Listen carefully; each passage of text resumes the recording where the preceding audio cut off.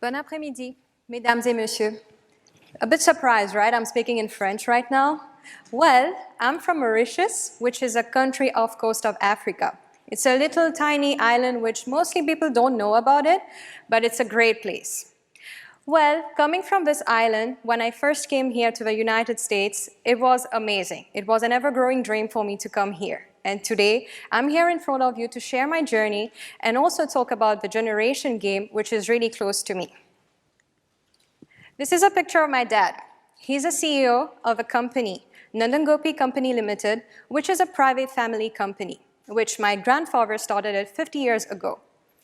He has been my inspiration all time. I've seen him always working, skipping weekends to spend with us at home, and always been working hard as much as he could.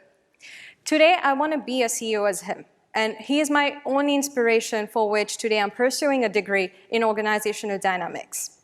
However, to be an effective CEO, you need to know some of the challenges that come along the way.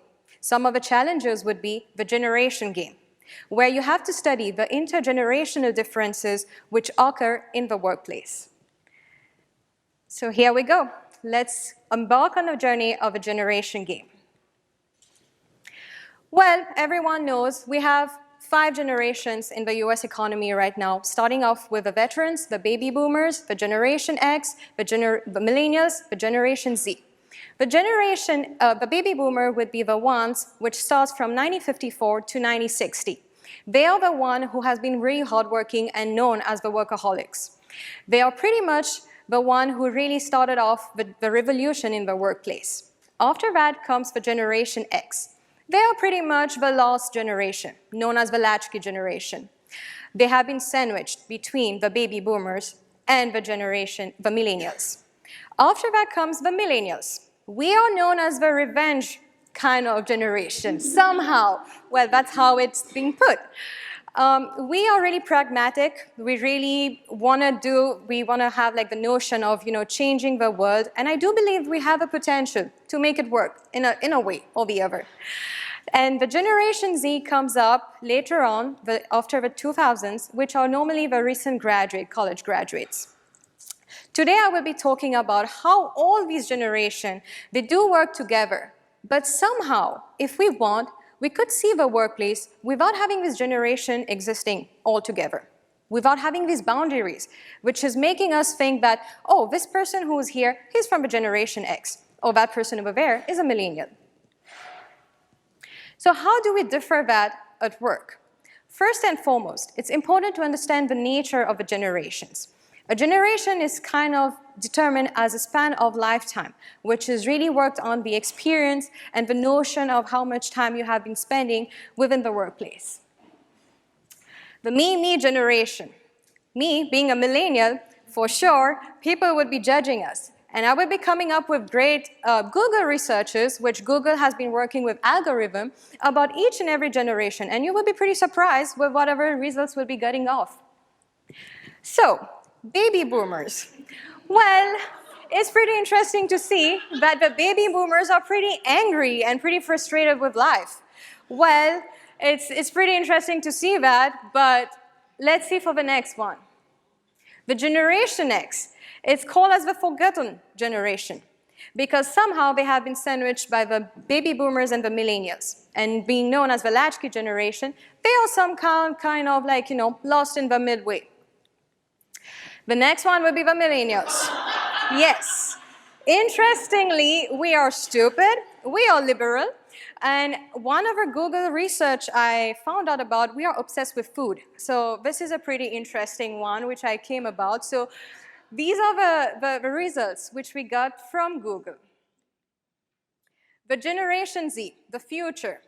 Well, I don't know if we're going to be calling it the future if they are depressed, but we need to work on that definitely for how we should see it. And that's going to be the future argument of my presentation. So this slide talks about some of the strengths and challenges that occur across all the generations, which is indeed interesting to see because each generation brings a gamut of experiences, good diversity in a workplace. Most companies, mostly CEOs, would promote for diversity and culture in their workplace. But do we really know what's the essence of it without understanding what is the difference between the intergenerational conflict which occur in the workplace? Funny thing is, there is a fun fact that talks about the Generation X being the first generation to talk about the work-life balance. Maybe not much people knew about it. We think that millennials are the one who really seek out for it, but it's not the truth. All these generations have somehow, somewhere, some attributes that do help for the benefits of the workplace and definitely make it more of a better place to stay. Here we have two types. Of course, you could see that's a millennial, that's a baby boomer here. And in the hand, there's a diary of a baby boomer, and in the other hand, there's a tablet. Why the slide is over there is to show you the technology constraint we have between these two generations. They both work 9 to 5 in an office, but their way of working, their methodology is totally different.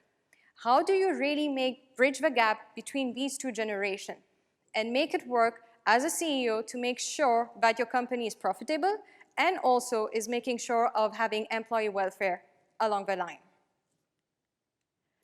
This slide is about talking about the different technology evolutions that have been occurring during these generations. It's interesting to see that there has been evolution, but still the question lies, why is there so much of difference? And why is no one doing something about it? Some people would keep up to them. As we said, the baby boomers are kind of reluctant to some of the changes, especially technology. Maybe some of you guys have occurred, like, where you have a baby boomer in the office who's not too much into understanding how does WhatsApp works, or Snapchat, or Instagram, for sure. They would know nothing about it.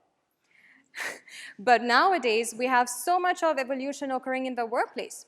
Conferences calls. You would have to have a millennial besides you maybe to help you out with it. But it's not always the case. So how do we really bridge the gap by all these things?